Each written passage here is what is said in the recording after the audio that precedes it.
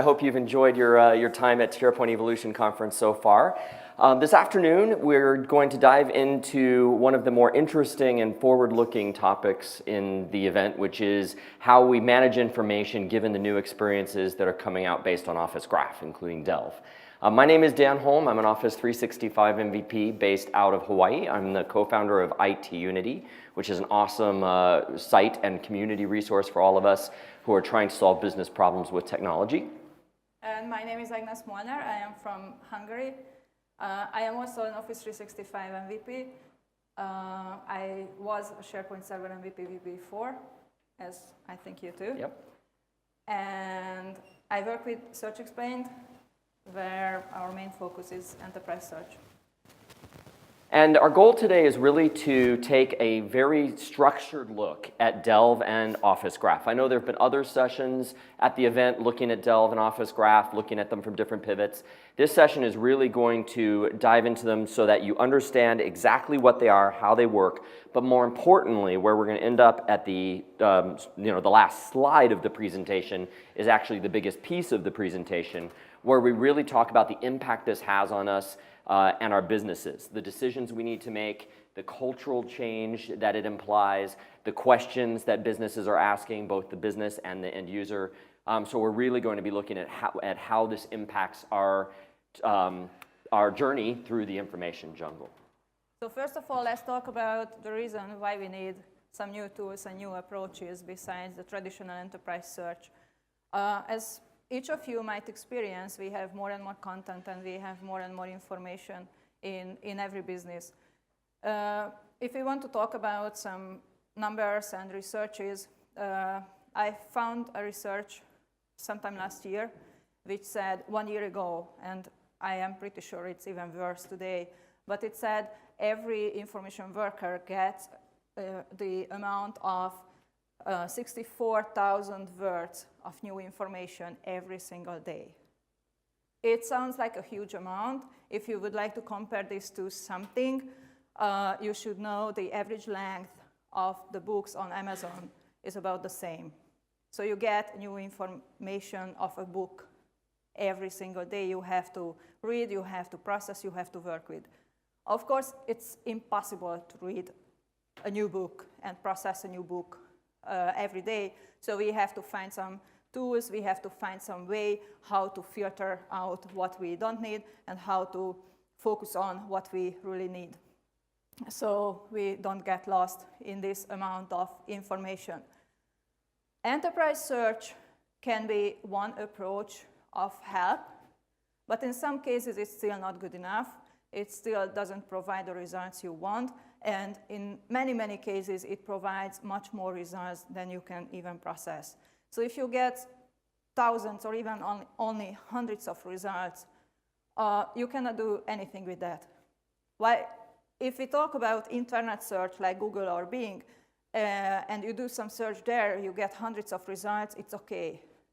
You look around, you open some results there, and you might be happy with the results. But in the enterprise, this is not the case. In the enterprise, in most cases, what you are looking for is one specific document or one specific small set of documents and not thousands or even more pieces of content.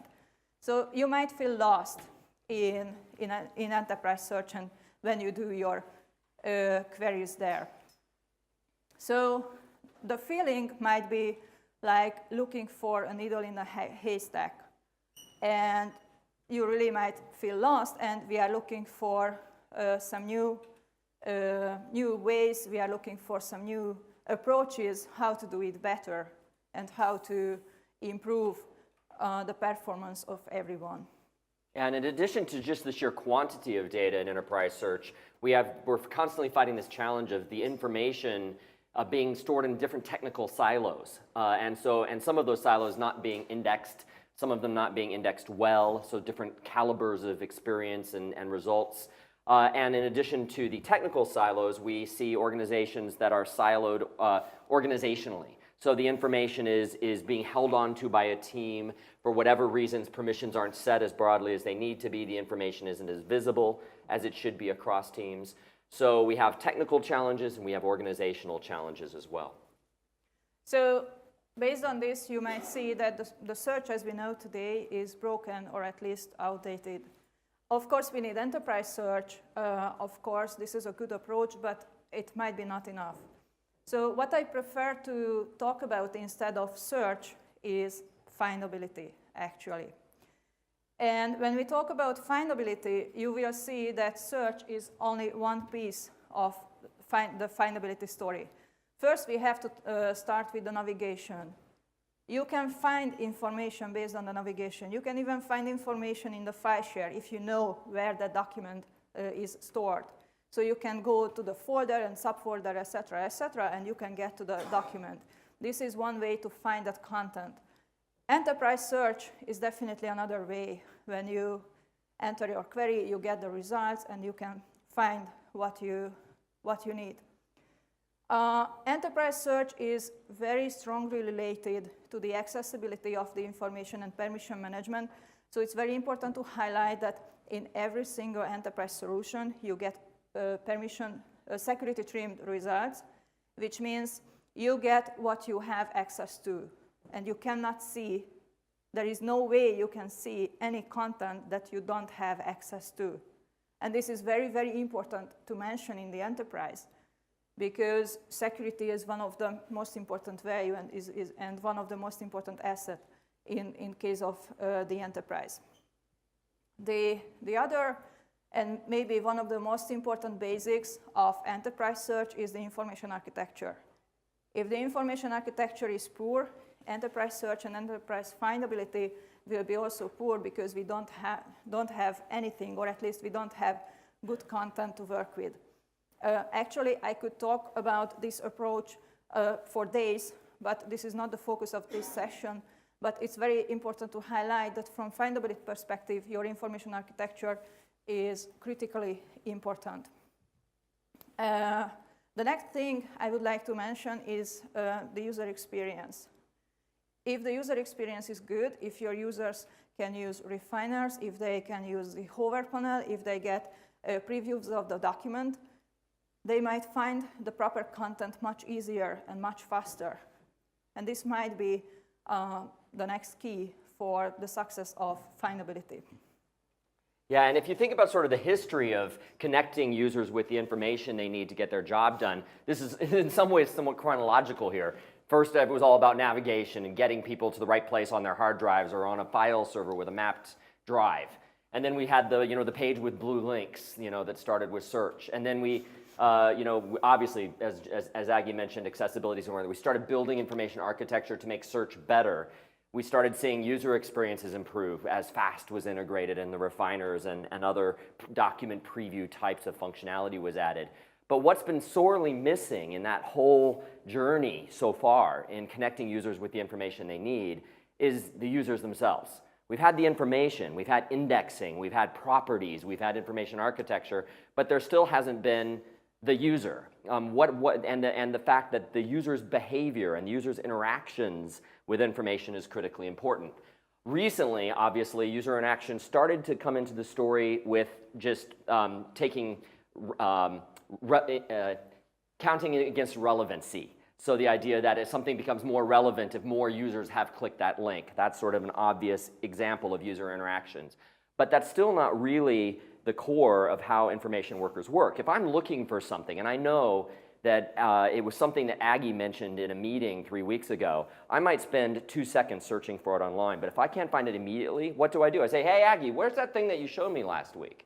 Right? It's that relationship that's been missing, and humans still do that themselves, but what we're missing is the ability to replicate that from a technological perspective. And that's where we start to see the world heading now, is taking those kinds of interactions and those relationships into place, and also taking into account who I am as a user, so that search becomes personalized. If Aggie and I are both looking for something on budget, it might be that she's looking for the marketing budget because she's in the marketing department, and I'm looking for the engineering budget because I'm in the engineering department. And it's important to understand who we are in order to surface the information that's relevant to us. So not only the user interactions, but the user's persona, their properties, their profile, so to speak, has been sorely missing from the equation. And when you put those things together and you combine them with the advances that are happening in machine learning, that's where the world is at today.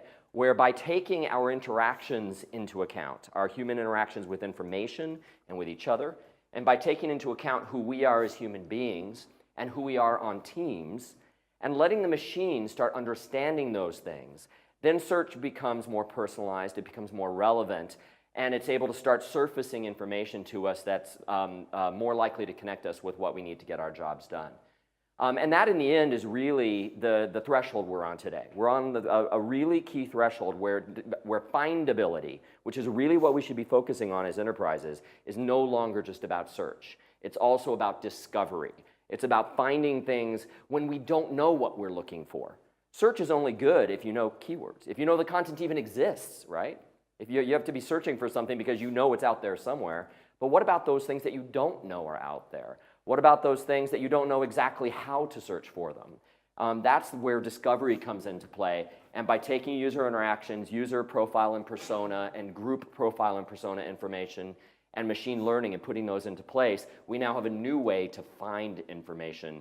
And so, one of the great things that Aggie has contributed to the community is this concept of findability being more than just search. And if you think about it as a hierarchy, findability is really the service we need to be providing to our users in our enterprise so they can get their job done. And underneath that fall both search and discovery. Is there anything else you want to say on that point? Well, just actually, what I really would like to add is not only the persona and the profile and properties of me or Dan don't only include the static properties, so to speak. So inside the machine learning, it's growing and growing. So and it also learns about our relationships. So if I work strongly with Dan, regardless of our organizational units and where we are in the organization, we get connected behind the skins, and therefore we get closer to each other in the meaning of this relationship, and we might discover content that are closer to each other too. So I might get content that is close to Dan, and then can get content that is close to me, and therefore we can learn much more about each other and much more about each other's work. I think all of us have probably had the experience at work where we're walking by someone's desk and we look and see what they're doing. They're like, oh, that's really interesting, right? That's a very common human experience. And now this technology is at the point where it's going to start being able to replicate and enhance that exact kind of experience for us. And so with that comes Delve, which is all about discovery. Yep, and let me show you some Dev experiences. So, oh, and by the way, before you start, the way we're going to structure this, just so you know, is we're going to give you sort of a high-level introduction to both Delve and the Office graph so that those of you who haven't had time to figure it out yet can see how the pieces fit together. Then we're going to go deeper into both. So we're going to sort of treat this at two levels. And if you've got questions, hold them until we get to that second level, because we do want everyone to see how all the pieces fit together. And then when we go deeper into both, that's where you can surface your questions as well. Okay, yes, so we are in the first part of this session, so I am going into the basics of Dev only now. So what you can see on this screen now is my Dev. This is my kind of production. You might see some very interesting pictures there. But basically, you can see cards. And each of those cards represent a document or a conversation. We will talk about what kind of content and how you can get content into Dev. But for now, just let me mention that those are documents on my Dev, on my board, and this is what I can see. And actually, this is really personalized. So if I log in as Agnes, I can see different things than if Dan logs in. There are several views here. And you can see, for example, if I click on myself, I can see the content I have been working on recently. But if I am logged in with a different user, I can see different content, obviously, because I worked on those content recently. Yes, and there are some other interesting things I can do. I can email a link to the document itself. I can open the document in Office Online. I can interact with the content. And of course, as soon as I open a document from here, that means immediately I have an even stronger relationship to that document. So it generates one more signal. We will talk about signals later, but it generates even stronger relationship to that content. Yep. And actually, I think this me view is a great place to start if you're newer to the understanding of what's going on here. Because if you think about what you're seeing here, this is Agnes's interaction with content that we're seeing here. It's like an activity stream. That's exactly what it is, really, of her interactions with content in our enterprise. Whereas if we go to her homepage for Delve, we're seeing the activity stream for the enterprise, but very importantly, personalized for her. And as we go deeper into this, you'll see how it's personalized and why this becomes valuable here. So let's switch back to here. So behind Delve is Office Graph, and Office Graph is the big thing. This is the cloud service that Microsoft has invested a huge amount of R&D into, and in my personal opinion, is one of the absolute game changers for the next few years of our lives in technology. So it's a critical technology to understand. In my personal opinion, Office 365 is kind of going to live or die on the success of Office Graph. It's that important. So if you haven't started thinking about Office Graph, you should. And Office Graph, the key word there is graph. And it's not a graph like we use the word, at least in the United States, which is sort of a grid of squares. Instead, it's more like a map. And as you can see by this, it's a non-grid-like graph. And the word graph actually has roots in and tight relationships with consumer social technologies. So if you think about Facebook, for example, Facebook's core IP, intellectual property, is a graph. It knows who you are, who your friends are, what you're all talking about, what you like, and it's created almost a diagram of those things. And it's valuable to Facebook because then, based on the knowledge of who you are and what you like, they can surface ads that are more valuable to you and therefore more valuable to the advertiser than just a random ad to every single user, right? And it's the same kind of concept here. So what's happening behind the scenes is starts with the fact that in this graph there are objects called nodes that are representing people and content. And if you think of yourself in the middle of the graph here, every time you have an interaction with a person or with content, the graph learns something about you. So for example, if I'm in the middle of this graph here and I open up an Excel document, the graph keeps track of the fact that I viewed that document.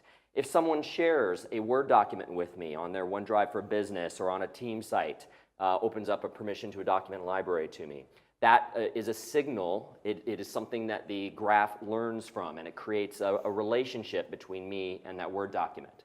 If someone emails me a message with an attachment, Exchange communicates that to the Office Graph. It's called a signal again, and the graph learns that that document was emailed to me. If I'm in a meeting and someone presents a PowerPoint presentation using PowerPoint Online, it knows that presentation was presented to me. If I'm in Yammer and there's a conversation and I like a post, that is a signal. And so there's all these behaviors, these interactions between me and content that the graph starts to understand what I'm working with. Now the graph is also getting information from other sources like Active Directory. So it starts to learn our organizational profile, the profile side of things. For example, it learns who my manager is, who my direct reports are. And it starts paying attention to who I work with based on interactions. So for example, if we're using Exchange and Aggie sends me messages and I reply, it starts to learn that I actually work with her. It keeps track of that. Now, if she sends me messages and I never reply, which she'll say happens all the time. That never happens, of course. Then it won't build as strong of an understanding of our relationship. But as I actually open up her messages, it says, okay, these two people actually work together. And so it's keeping track of those profile attributes, those personal attributes, those interactions with content, and it's doing that for me, and then it's doing it for everyone else in the organization as well. And so it's drawing that map of relationships between people and content, and people and other people. And just to throw a couple of bits of terminology out here, you'll hear when people talk about developing on the graph, you'll hear two main terms, which are nodes and edges. The nodes are the people and content. The edges is the fancy word for the relationship, the interaction between them. And those edges have weight. So certain things like viewing a document aren't as heavy as, for example, sharing a document with someone would be. So it's able to start building this understanding of who we are, called a graph. Whoops, sorry, Heidi. Yes, and also based on those edges and the weights of edges, you might have stronger relationship to some people than to others. So if Dan doesn't respond my email at all, it means a very weak relationship between the two of us. Or if he responds only 2 emails of me, that's still a weak relationship based on the graph. But as soon as he starts responding my emails and we do conversations on Yammer and we co-edit some documentation, that means stronger and stronger relationship because the weight of the edge between the two of us gets higher and higher weight. And also, if you are interested in how it really works, besides the weight, the edges have a lot of other properties like timestamps and those kind of things. So if you had strong relationship with someone like 2 years ago, today that is not as important than your strong relationships today, right? So it's a very, very complex system. It's a very complex algorithm, how everything gets calculated here. But it's really important to know on this basic level is that the edges have properties too. So basically, based on that basics on Office Graph and the basic experience of Dev, what we can say is that Dev is a kind of combination of several things. It gives you the feature for discover new information, but at the same time, it's a combination of enterprise search, for example, and social. You can see that behind the scenes in the Office Graph, there is not only content. People are at least as important as the content pieces are. Because of the machine learning behind the scenes, it's also important to mention that this is a kind of intelligence. This is a kind of enterprise intelligence. This provides a kind of knowledge about your enterprise if you take the big picture of this whole graph. And this is really a kind of big data because this is getting huge, even in a small organization. But if we talk about a big organization, this graph, if you imagine, with every employee, with every piece of content, with every relationship, it can get really huge. Microsoft just published some numbers about the volume of information stored in the Office Graph recently. And what they said, during the first 6 months of Office Graph being alive, still in beta and not released for the public, so it was a kind of warm-up period of time, they have stored more than 6 billion relationships in the Office Graph globally. And since since Office Graph got already released to the public, this number goes higher and higher exponentially. So it's really huge, and it really requires huge amount of resources. This is, by the way, this is one reason why you cannot get Office Graph on premises, because you really need the resources of the cloud.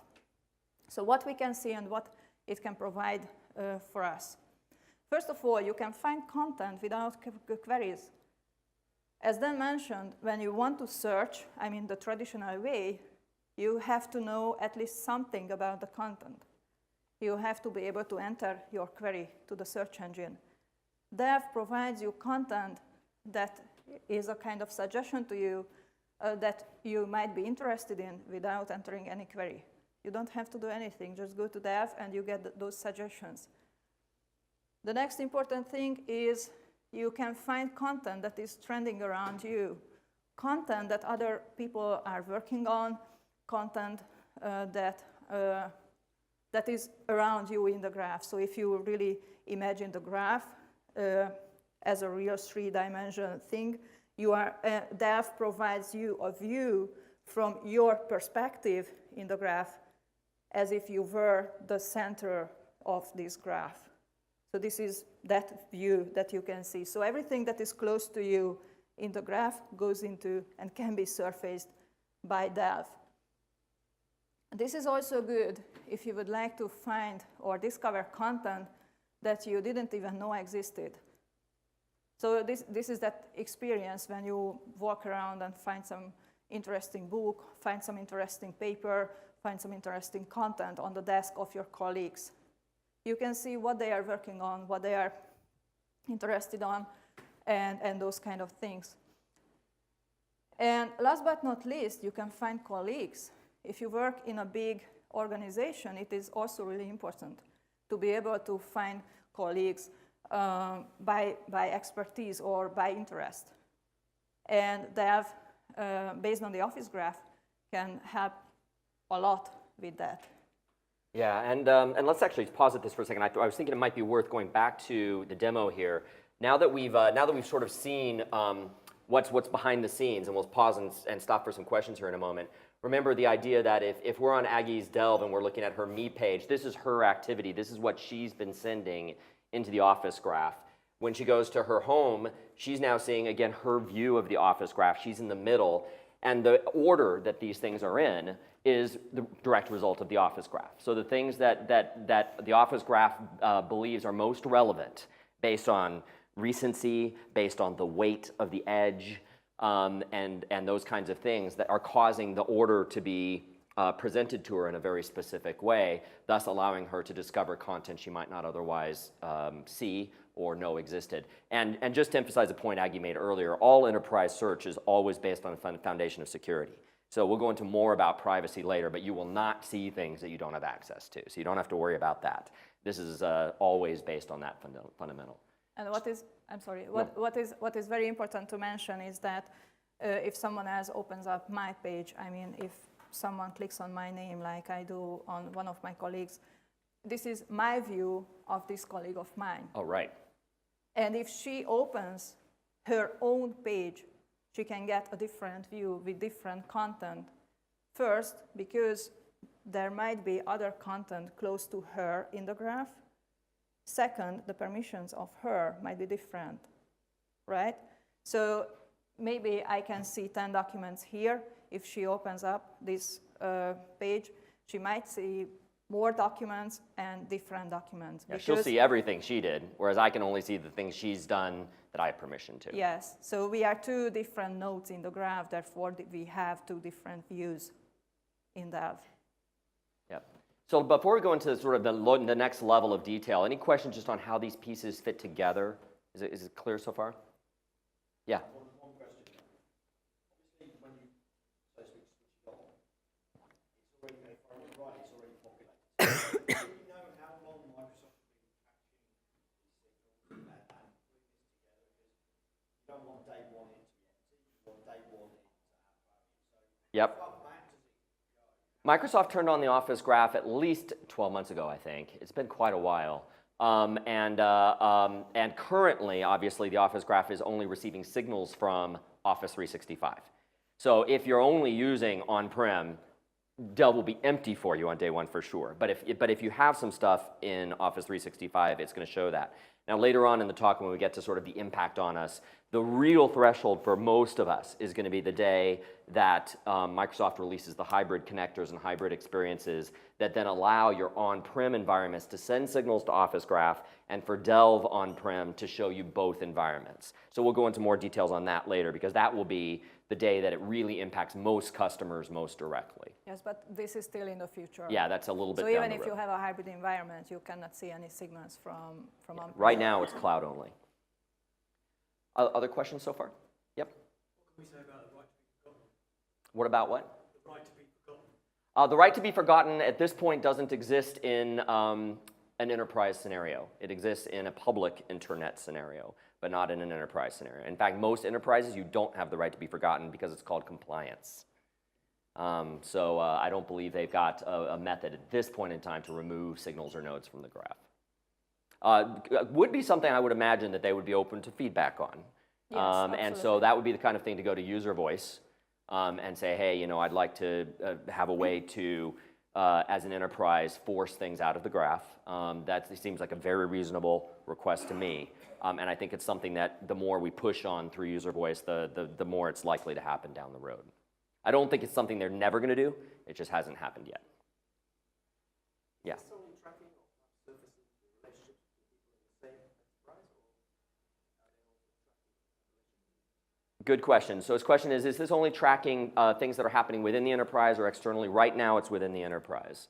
But I imagine if you bring in external users, that those count in those are in your Active Directory, your Azure Active Directory, so those will be there. But it's not receiving signals from external tenancies yet. Yes. So yes, this is all correct. Just to demonstrate, I haven't changed anything. I haven't even changed the page, switched the page. So what you can see here, there are some users are real users on this tenancy. But I have shared some content to external people. Like, for example, like me. I don't have any user naming Dan Holm on my tenant, right? Dan Holm is a user of IT Unity. But still, as soon as I share something with Dan, and we work together, like on this presentation, he will show up here, because he gets a node in the graph of my organization. So I external user, become a node on her graph, but it's my interactions only with her content that she's going to see in her graph. And vice versa, if I'm doing things over in IT Unity that Aggie's been involved with, I'll see her interactions there. The two do not combine, the two graphs at this point. So definitely you have to share your content. And first of all, you have to enable external sharing. Yeah. All right, let's keep going, because these are good questions, but I think it'll be a little bit more easier to answer them as we go a little bit deeper here. So let's get back into here. Oh, and actually, we're going to do some more demos. So let's stay in the demo world. All right, so more demos. So we were talking about those people here. We can see internal people here, and we can see external as soon as you share something with that people. But the question is who you can see here. Obviously, you can see people being close to you in the graph. And as soon as you search for someone here, I'm going to show you the search experience in a second. But as soon as you search someone and you uses that result, like opening a document from him or her, or interacting with him or her, he or she will get here immediately. So it's like a most recently searched for, most recently interacted with list. Kind of most recently interacted with and most recently worked with, and it's a combination of those things. The next thing you might see here is the boards. Boards have been only recently added to Office, to Dev, and those are a kind of Pinterest feeling. So you can tag content with those tags, so to speak, but it's very important to mention those are folksonomy and not taxonomy. So you can add any kind of name to your boards. So for example, I do have a to-do board, and you can see I have some content here.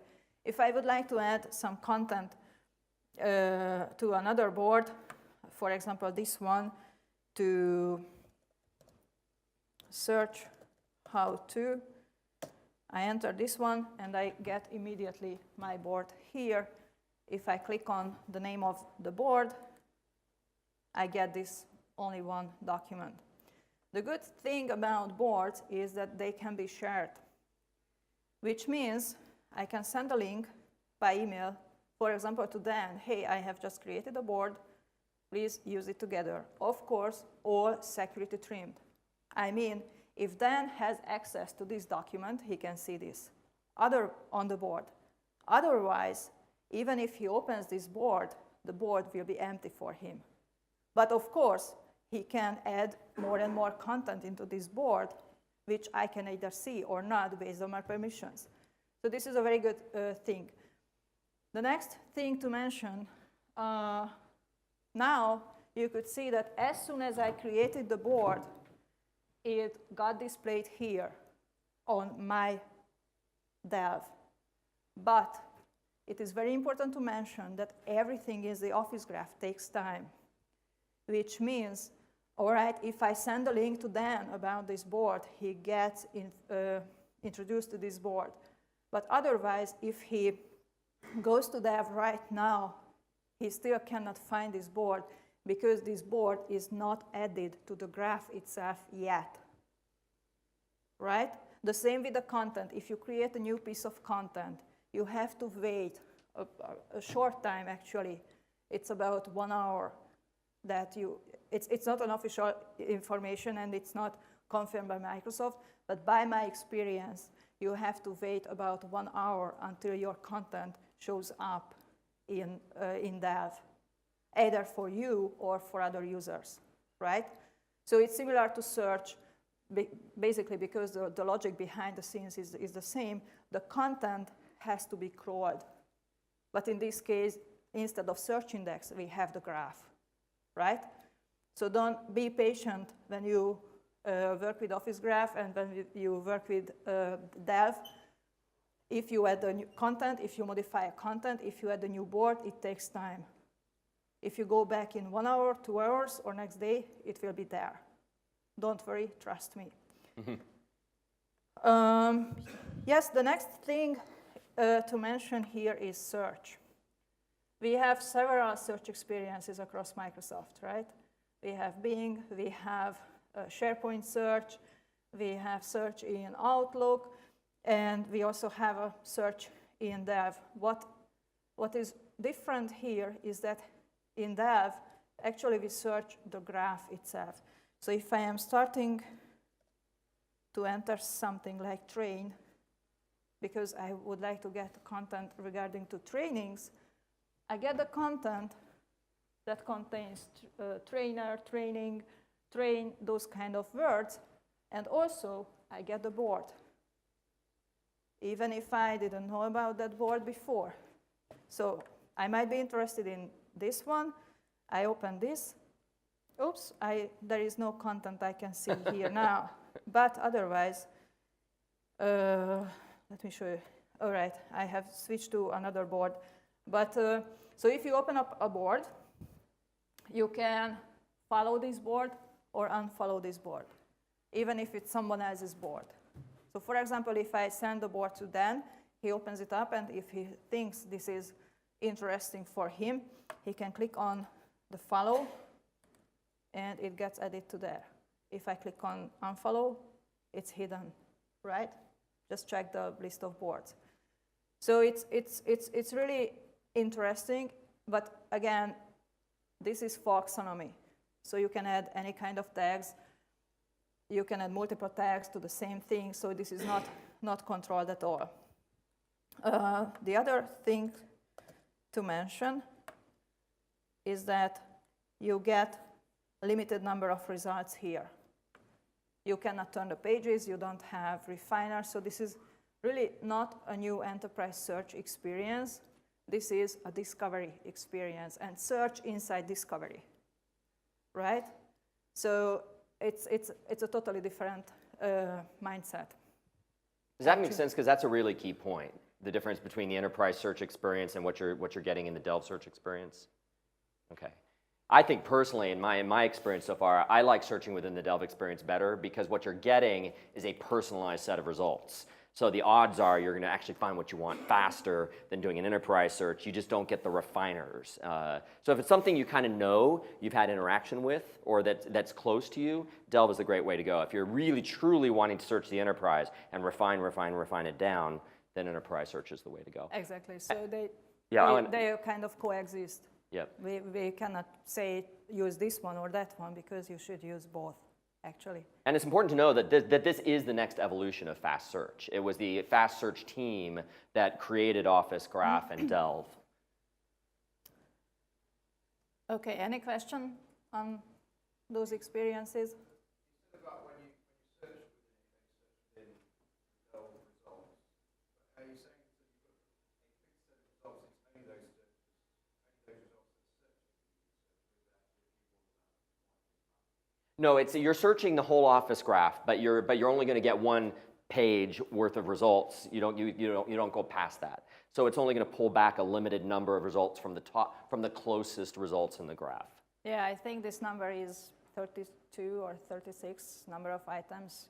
So while in enterprise search you can get hundreds or thousands of results and you can turn the pages to next, to next, to next, you cannot do this here. So you get 30 whatever results here, which is close to you in the graph, but you cannot extend it any further. Yep. And part of a point to introduce at this point would be that Delve is simply one app with which to view the Office graph. And so it's not necessarily to say that someone couldn't create a richer search experience based on Office graph. It's just that the Delve experience, the way they've coded it, is a limited number of results. But someone could certainly go in and create a completely different pivot on whatever's in the Office graph. And there have been a couple of sessions here that looked at ways you can extend and program the Office graph. Yes, and just to mention one example, clutter in Exchange is also based on Office graph. So if you are familiar with that and if you turn it on your tenancy, it is also based on Office graph. Question?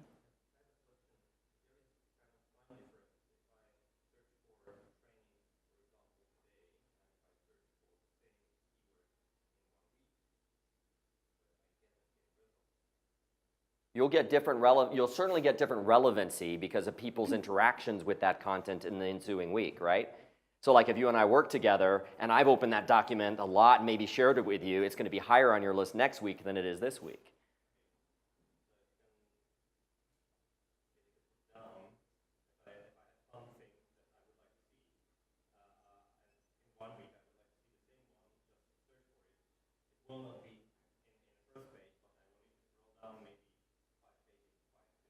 Well, you're only going to get 36 or whatever results to begin with, right? But yeah, but the idea is because if it's something that's important to you and that you work with, the odds are it's going to stay near the top because you've interacted with it, and that has a very heavy weight.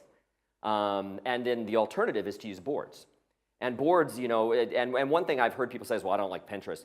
Don't get caught up on that metaphor. Microsoft used that metaphor because it works. A lot of people do get it. But boards are simply a collection. Right? Is you're just adding it to a collection and it's sticky. So the idea is if you have a team and there's or even as an individual, there's things you want to remember, you collect them. And you do it by tagging. And boards are simply a tag, kind of tag, folksonomic tag, that then when you click the board, you're filtering based on that tag. It's a really simple concept, and they've chosen to use words that the vast number of consumers actually get. If someone says add to a board, they probably didn't even have to use a computer to know what that is because they put things on a board in the physical world before. One other thing to point out here is that Delve as an experience is extending. So we pointed out earlier the Me page that has the activity stream for you as a user. You'll notice there's also interactions now to the user, message, call, and email. Should ring some bells. And you've got the profile of the user just in the last week or so, right? Yep. The profile has started to appear here and is starting to surface. Now, when you dig into this, at this point in time, much of the profile is still reliant on the old school user profile that's in the My Site. So when you click edit, you basically go to your My Site and it's there. But the profile is becoming a more first-class citizen. Microsoft has promised that they're going to announce some big things at Ignite about how profiles and people are dealt with. And you can see that the interaction with that profile is going to live in Delve, at least in one of the interactions with that profile will live in Delve. And one more thing that I would mention here is that if you go back to your tenant and you try to play around and check what Delve does there, it might be different because rolling out new features takes time. So basically on this tenant, you can see the latest features. I was amongst the lucky ones, most likely. But it takes time, so maybe you have to get back tomorrow or in a week to get those latest features. And actually, I'm going to show them one other piece of this because I think in the demo tenancy they've got one other bit that's interesting. Let me log on to it here. Hopefully it will work for us here.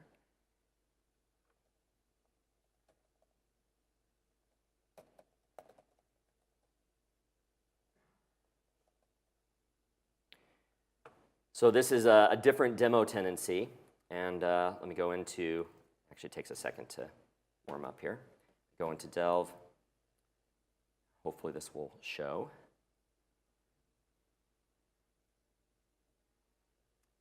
Onto my Me page, my profile. Oh, and by the way, imagine you're doing like an expertise search and you found someone, however you have in your enterprise, whether it's traditional expertise search, whether it's a discovery like Delve, or whether someone just said, hey, you should go check out Dan. Notice there's see more related to Dan. And so you're going to start seeing content and people related to Dan. So it's a way of exploring your enterprise. But what I was really going to go into was hopefully here, notice the organization. This is our new school organization chart. We can see how people are related here. It's a pretty simple visualization at this point, but it's a nice start. And it's a way I can jump in and say, oh, you know, Dan reports to Zninka. Let me go up, jump over to her, and I get to her profile page. I can see the kinds of things that she's doing. Again, only those things that I would have access to. I can, again, continue that discovery experience. So going into the next level of Office Graph here. Let me get to that slide. We had a bunch of screenshots in case demos went bad, so we can skip through those.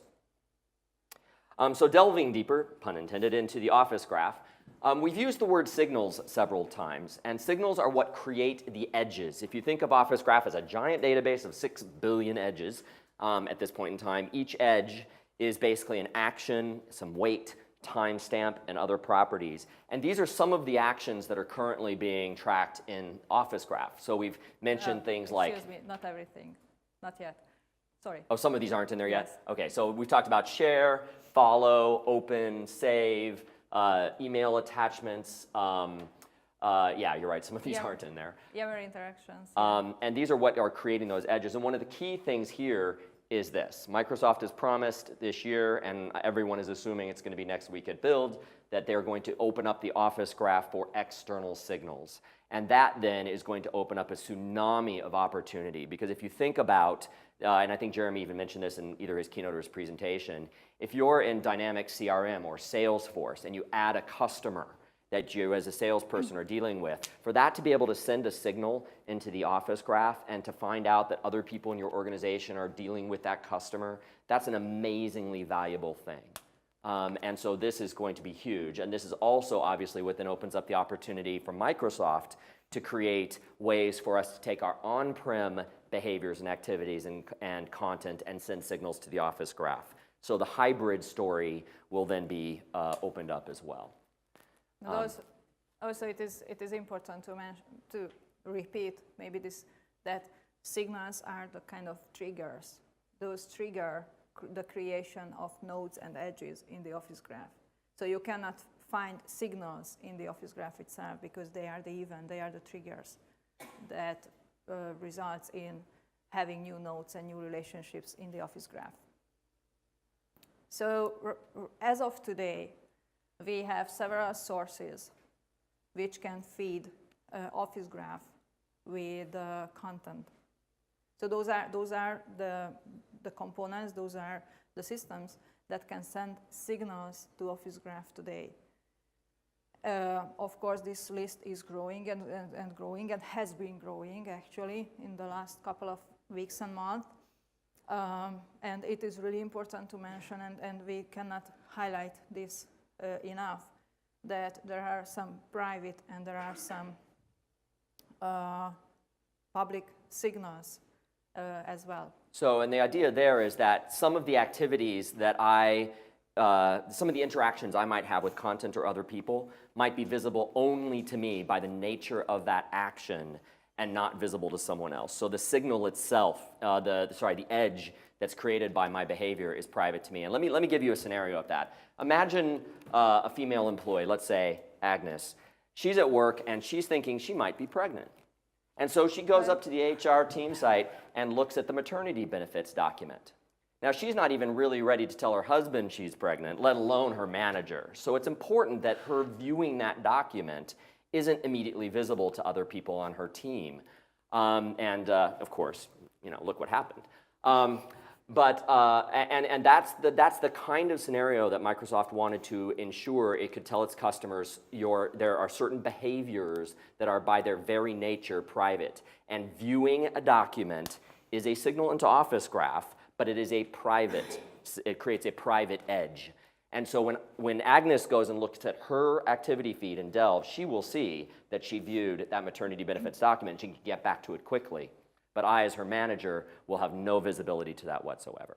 And so they've accounted for that. So you'll hear Microsoft talk about the fact that data, that the Office Graph is secure, meaning you only see things you have permissions to, and it's also private, meaning that there are certain types of behaviors that by the very nature of the behavior is private as well. Does that make sense? And it's also important to mention there is no workaround. I mean, even if you use the APIs, even if you query the Office Graph from your own application, you cannot work around this. Yep. Private signals stay private signals. Yeah, the only way you can get to it is with the security token of that user for whom that edge is associated. All right. So getting to sort of one of the key points in our presentation here, this is all about how this impacts us moving forward and what we all need to be thinking about. I personally think, and I know Aggie does as well, that the Office Graph particularly is the game changer for us. It is what is going to compel people to go to the cloud. We both have customers who are making decisions right now to change their roadmap to the future technologies of SharePoint 2016 in the cloud because of Office Graph and Delve. It opens up so much potential value for them. So discovery is the new paradigm. It's, search has kind of reached its end. It's now about going beyond search to discovery, taking into account personal behaviors, personal profile, team profile, and interactions with content. We talked about that. Delve is the new experience, but it is not the only experience, and that's one of the key points again. There are going to be a lot of experiences powered on Office Graph. We mentioned clutter. Office Graph is feeding information into the video portal now. What else has come out? There's obviously apps for Delve on the phone, but what else beyond Delve is there currently? Currently, I think that's it. But there's going to be a lot, and because it's extensible, any developer can write apps to facilitate productivity based on information in the Office Graph. The Office Graph is the new enabler, and as Microsoft opens it up to third parties, that, as I mentioned earlier, is going to be a huge tsunami of opportunity, and as Microsoft releases the pieces that will support hybrid signals into the Office Graph, that's going to be the other big thing. And their roadmap on that is this year. They haven't really made it clear whether it's part of SharePoint 2016 or whether it might come out as a separate capability. Microsoft has given very strong signals, although I don't think there's been a commitment. They've given signals that they will not only allow hybrid support for Office Graph with SharePoint 2016, but also likely SharePoint 2013 and possibly even SharePoint 2010. So that means that those of us who have existing investments in infrastructure in our on-prem environments might very well find ourselves in the very near future being able to leverage this cloud service. And just as a sort of side note as an analyst, when you hear Microsoft talking about bringing the cloud to you, which is their new mantra as opposed to dragging us to the cloud, it's about powering our on-prem experiences with cloud services. And Office Graph as a service must remain in the cloud. The compute power is huge, but we can now power our on-prem experiences with that, even potentially with down-level versions of SharePoint, which is very exciting. Integration is definitely the new opportunity. If you are an ISV or a consultant, look for ways to integrate existing systems with the Office Graph. And if you're going to invest in a new capability or tool in your organization, and you've got a choice of a vendor who has a roadmap for integration with the Office Graph versus who says, what's the Office Graph? You want to be looking at vendors who are going to integrate with the Office Graph. If you're picking a CRM system, look at who's getting ready to feed the Office Graph. If you're looking at an ERP system, look at who's getting ready to feed the Office Graph, because it will be immediately valuable to you in either a split environment where you're just using Delve in the cloud to go against Office Graph, or in a true hybrid scenario, you're going to want those third-party products to be integrating. Anything else you want to say on those points? Yes, basically just one customer of mine came to my mind who uses Google technologies for emails, and they use Google Docs. And at the same time, they use SharePoint, and they are moving to the cloud. And they are considering to use Office Graph, and this integration is a very, very strong point for them, because the goal is to feed Office Graph from their Google applications, which is a very, very interesting story. Yeah. It will be very challenging as well.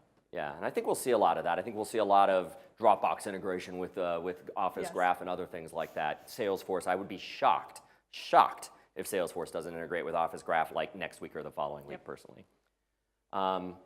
And then finally, adoption of this new paradigm is going to be, and information management are going to be the big challenges. As far as adoption goes, I think both Aggie and I had the experience that if a user opens up Delve, and if your Office graph actually is populated, if you're using Office 365, for example, the value becomes pretty immediately clear. The very first day that Delve hit my tenancy, I opened it up and I found 2 documents that I needed to work on that I didn't know I needed to work on. I mean, it was absolutely amazing. I was like, oh, I didn't know Eric was working on that. I guess I need to provide some input on that. It was really, truly astounding, and I think you've had some similar experiences, yeah? Yes, actually, my very first experience was with a customer's tenant. So I had an account to that customer because of several reasons, but I logged in, I opened up Delve of that customer, and I found some information from the research group, which I found very interesting, although I didn't know that those documents did exist that time. So I checked those documents, I found them very interesting. I started a discussion with the CTO of this company, and it ended up into having more and more discussion about it, and I could provide my feedback on those researches and those kind of things. But again, it's really important to highlight, again, Dev and enterprise search and any kind of search and discovery tool is not a security leak. You can see only documents that you have access to. So I could see those research documents because I had access to those research documents, although I didn't know they were existed, right? So this is really important, but this is also a good experience. Yep. And I think when you talk to some of the organizations that have used Delve significantly, and Microsoft obviously is at the top of that list, they use it very heavily internally. A lot of people swear by it. They basically use Delve as their homepage. So when they get to work, they can see what everyone else around them has been working on and what those people think is important. And it becomes almost like a personal portal. And I think over the next couple of weeks, we'll see some announcements from Microsoft that will further enhance the value of Delve as a starting point and as an experience for a lot of collaborative scenarios as well. And information management is obviously the other big challenge. Right now, Delve and Office Graph do not necessarily provide a taxonomy. We saw that in the example of boards. It's really a folksonomy. But I can tell you, Microsoft is very well aware that that's something that people want. And so I think over time we will see them address that scenario as well, where it's more than just someone creating a board and then sharing it with their team members, but rather that idea of a collection becomes more tied to our work as a team and also becomes something that the organization can help provide visibility to through a more controlled taxonomy. So there are definitely some places where it might not be perfectly suited for you now because it's missing some of those things. But I believe over the course of the very near future, those things will appear. But at the same time, this approach might help the adoption because people tend to use folksonomies more often and much easier than the taxonomies. Yeah, Actually. I agree. And my experience has been if you ask someone to fill in metadata on SharePoint columns on a document, they're like, pfft. But they'll add something to a board like that. Yeah, it just is a friendlier metaphor to them. Tagging pictures on Facebook is much more popular than tagging documents in the enterprise. And this is true. So any questions about Delve Office Graph, its impact on you, the decisions you need to make over the next 6 to 12 months? Some documents you Sure. I talked to someone from Belgium, they said they can put these on Belgian law allows you to do Belgium. Yep. But I'm interested in on-premises, but you seem to be very negative with this. Office Graph will never come on-premise. The compute power that's required and will never come on-premise. But for those scenarios where customers need to leverage the power of something like Office Graph, they're going to have the ability to send signals to Office Graph, which is different than sending the document. So from a pure compliance perspective, it doesn't matter in those scenarios. If they really look at what their laws say, they're not sending the data to the cloud. You say you can have a hybrid environment. You will be able to have a hybrid environment where your documents are on-prem, your interactions are on-prem, but those signals are creating information about that information. It's creating metadata in the cloud that then is being pulled back into the Delve experience on-prem for users to leverage. But the compute power remains in the cloud. Now, the second thing that's going to happen is this whole, I mean, it's not going to take years for this whole issue of geo-redundancy and geo-proprietary to even out. Microsoft is opening data centers everywhere. Organizations are starting to understand the cloud better. Announcements like they made yesterday, and if you haven't looked, go look at the security announcements they made yesterday, make Office 365 more secure than just about any customer on the planet. Microsoft now has 0 admin access. How many of you can say there's not a single administrator in your enterprise who can access data? That's where Microsoft is now. They cannot access your data without your consent. That'd be like you saying, I'm sorry, user, I can't help you troubleshoot your document because I can't get to your document. You have to consent. That's where Microsoft is at now. So the technologies and the politics and laws, those are all changing. But in the meantime, there's going to be this hybrid scenario that will help a lot of organizations. And then there'll be fringe scenarios where, they just won't want, I have customers who don't connect to any network, let alone the internet. For them, they have to do without. And that's the business choice they need to make as well.